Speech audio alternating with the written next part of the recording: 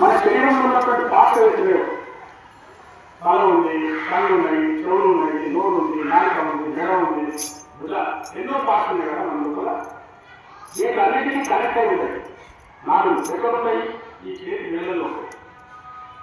ఈ చేతి వేళ్ళలో ఉన్నటువంటి నాలుగు మనం ఆ రకంగా చప్పట్లు కొట్టడం వల్ల ఈ ఒక్కసారి స్పందించి మన శరీరంలో ఉన్నటువంటి నాలుగు జాగ్రత్త చేస్తాయి.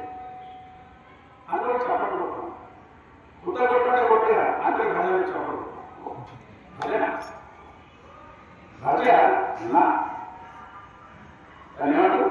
భజ నా భజ అంటే పడుకోవడం నా వద్దు. పడుకోకుండా ఉండడం ఏదైతుందో పడుకోకుండా ఉండి జాగ్రత్తగా ఉండడం, జాగ్రత్తగా ఉండడం, మెరుగుతూ ఉండడం. ఎందుకంటే శరీరంలో మన మనస్సు మెరుగుతూ ఉండాలి, మన బుద్ధి మెరుగుతూ ఉండాలి.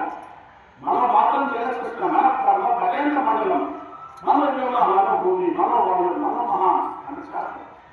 మన మనస్సు ఏదైతుందో క్షణ మాత్రంలో ఆకాశాన్ని సృష్టిస్తుంది. క్షణ మాత్రంలో అమెరికాకి వెళ్ళిపోతుంది. ఇక్కడ ఉంటాం మనం, నేను వెంటనే అమెరికాకి వెళ్తాం. క్షణ మాత్రంలో మీ అమ్మగారి ఉందంటే ఒకసారి గుర్తుకొస్తుంది. కరెక్ట్నా? సడన్గా గుర్తుకొస్తుంది. అమ్మగారికి మనం వెళ్ళి నీరు కావాల్సినట్టు, లేక తనతో మాట్లాడుతున్నట్టు, తనతో మాట్లాడుతున్నట్టు సడన్గా గుర్తుకొస్తుంది.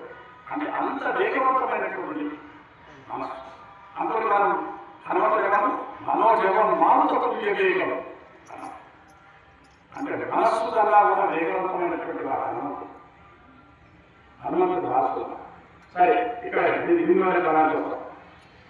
ఈ హిందూ చెప్పారు కదా, ఈ సమస్త ప్రపంచం విశ్వంలో అంతరాలని విశ్వాంతరాలలో పూర్తిగా వ్యాపించి సందు గొంతు లేకుండా వ్యాపించినటువంటి ఏ ఆశక్తి ఉందో ఆమె ఆయుధం.